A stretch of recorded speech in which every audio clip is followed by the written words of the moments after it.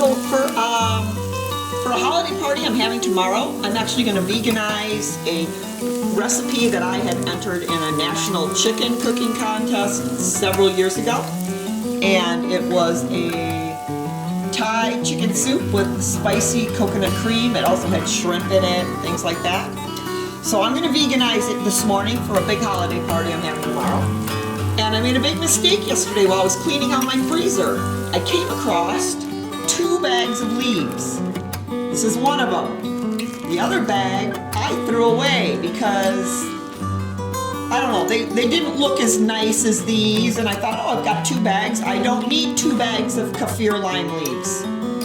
Well, you know what? I only had 1 bag of kaffir lime leaves. These are curry leaves. They look quite similar, but now that I look at them, I can totally tell they're not. They don't smell the same, they don't taste the same, and I cannot make this soup without kaffir lime leaves, and they are like buried in the bottom of the garbage, and a kaffir lime leaf is not something I can get easily. But I did remember that at one time when I bought kaffir lime leaves, they sent me this kaffir lime leaf powder, although it says used before May of 2012. Really, it's in a freeze-dried packet. I just noticed that. To use it or not to use it? I think I'm going to taste it and see what it's like. But anyway, you should label your leaves, people, so you don't make that mistake. So tip number 1, label your leaves. Okay, so what do we got going on in here? We've got a couple stalks of lemongrass, and we've got a big hunk of ginger chopped up. And then I threw in, because normally I would cook the shrimp shells in here to make the broth, but I added wakame instead to replace the shrimp shells. So I'm just going to kind of heat this up, and then I'm going to add some non-chicken stock to this, so that no chicken bouillon, if you will, and make the broth. Okay, starting out. Okay, so I've already made another mistake. It's a spicy soup, which means it needed chili peppers, and I forgot to put those in the beginning, so I've added them now. It'll be fine. We're just going to add flavor to this broth. I've got 64 ounces of non-chicken broth in here. So we are gonna let this simmer a bit, and then we're gonna strain all this stuff out. Yep, here we are. We're gonna strain it right out. So my original recipe called for homemade egg noodles, and that used like 8 eggs. Poor chickens.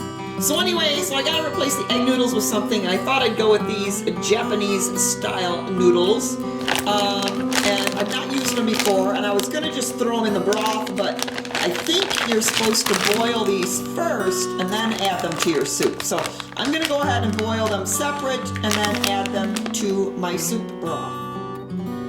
Okay, so in this bowl, I've got some sour cream that I cultured using from the Vegan Pantry's recipe that uses like coconut milk, and you culture it for several days. I've got another, I'm culturing some more right here. That'll be ready in like 2 days. So anyway, to this cultured sour cream, I added a whole jar pretty much of this red curry paste. So I've added this to this, and that's going to go in the soup. And this is ready to strain. I went ahead and used the powder. It said use best if used by, so maybe it just loses some flavor because there's nothing wrong with that powder. So this needs to strain because it's pretty darn hot. It really gets the hot from those chilies, and I can take hot food, but a lot of people can't. So I gotta get this strained. Okay, so I gotta replace the chicken and the shrimp in the soup with something. So I've decided I'm gonna go with carrots and this hen of the wood mushrooms, which I just think are just absolutely beautiful.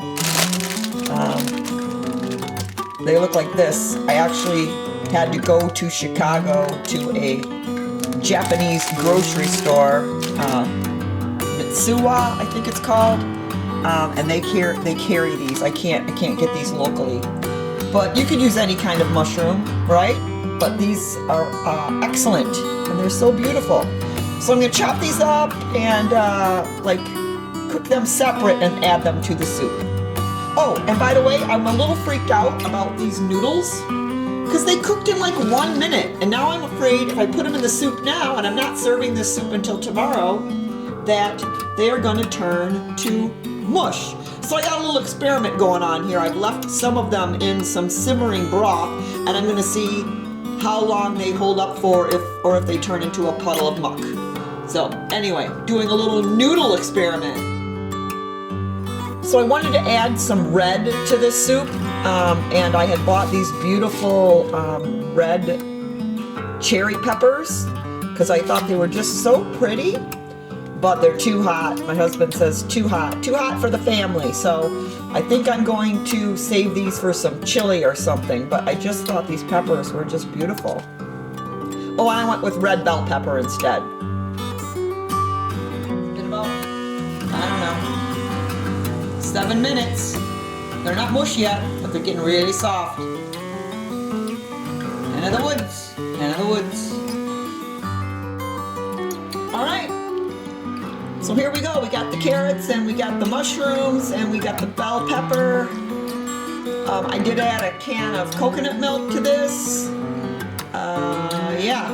So tomorrow, right before serving, I'm going to add those noodles, and I'm going to garnish it with cilantro and scallions. And this will be one of the dishes I'm serving to my non-vegan family tomorrow. And here we have it. Got the noodles in the soup. Yeah, baby.